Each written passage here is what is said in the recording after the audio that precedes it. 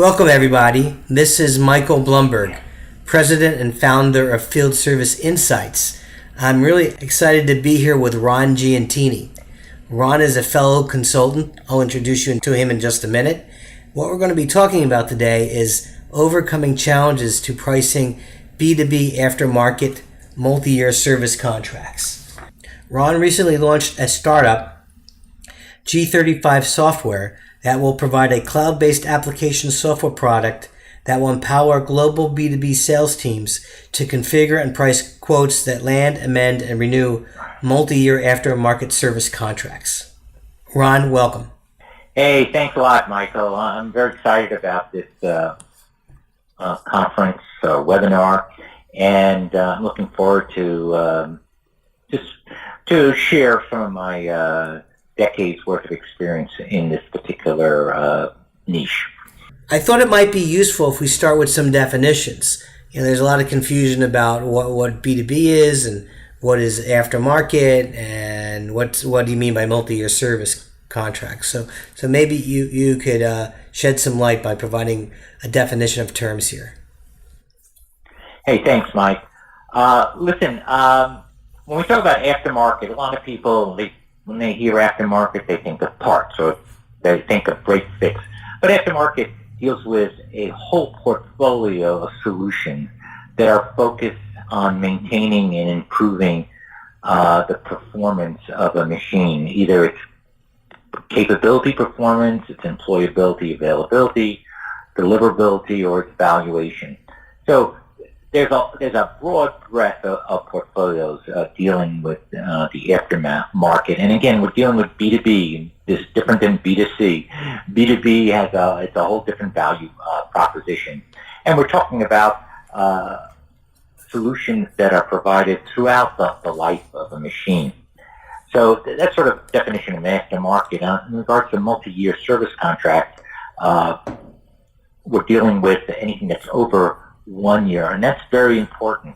A contract that's 1 year or less is considered a service that's delivered within one calendar year of financial statements. As you know, I speak to and work with a lot of executives in the B2B market where they're either a manufacturer and they want to offer services to the customer, or they're a pure play service provider.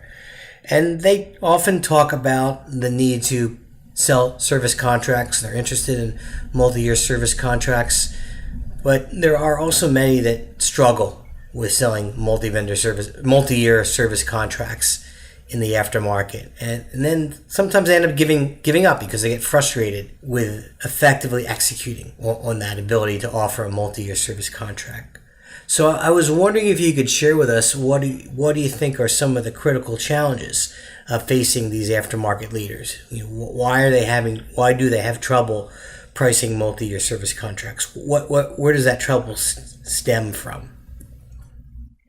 Okay, Michael. Well, I've been at it for a long time. I've been thrown out of meetings with executives sometimes because I'm I push the whole service contract agenda a little too aggressively, but to me, it's where the future lies for a lot of OEMs. But some of the issues that leadership has is just managing the risks. When you obligate yourself to multiple year contract at a fixed price to a customer for a portfolio of solutions with all kind of forecasting that has to be included in this, or probabilistic issues of even events occurring or not, and their timing, very complex. So there's a big risk, and you can be very profitable or you can bleed to death. So there's a lot of fear in that area. So why should aftermarket leaders try to solve this problem? Well, first of all, a corporation greatest value is its predictable recurring revenue. The investor community loves that.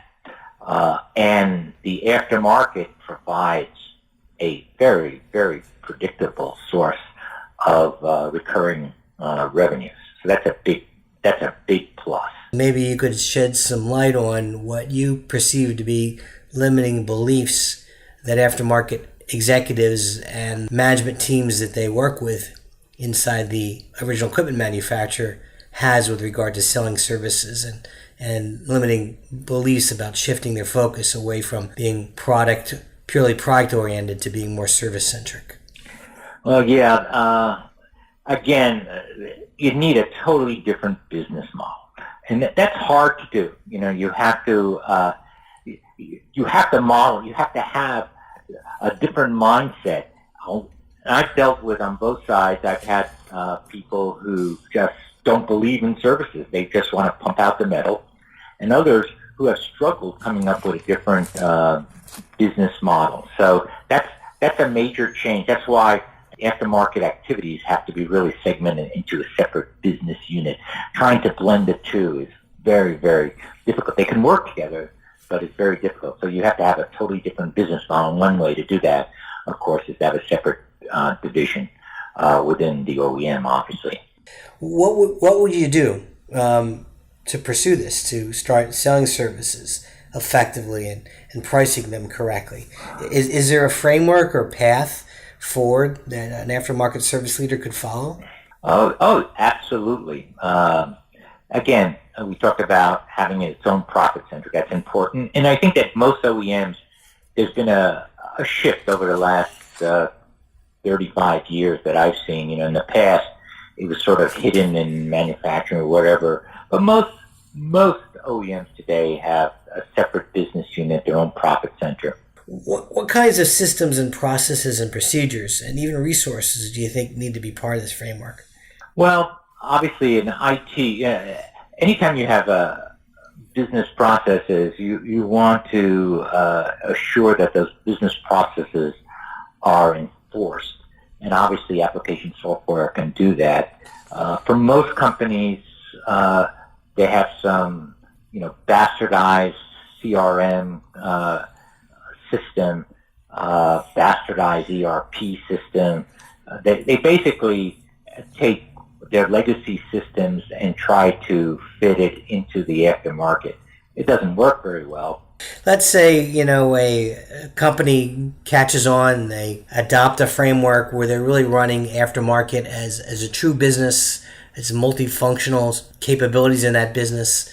They have the right systems in place to get the right kind of data, and it's good data, and it's helping them plan and forecast pricing and track pricing. What do you think is the length of time it would take them to get results following this approach? And how can they continue to avoid or eliminate obstacles to getting results?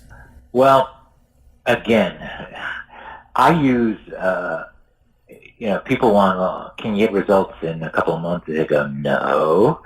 To really look at these multi-year service contracts, it's about a 2 to 3 year journey. Now the money question is, what kind of results can market leaders expect by following the framework and having the systems and processes in place? Well, again, it's all about revenues, all right, derived from the aftermarket. The recurring revenue is a big seller, and that, to me, leadership sees that as an opportunity, so they can go to the investment community and say, yeah, we sell products, but here's where our services are recurring revenues with nice margins. So they're finally getting it, which is good. And they're starting to tell the investment community about it, or the investment community is demanding it. And they're also breaking out of just selling parts and technicians fixing things, on a transaction basis, as we just talked about. You're looking at a whole solution set that improves, either maintains or improves the performance of machine during its lifetime, right?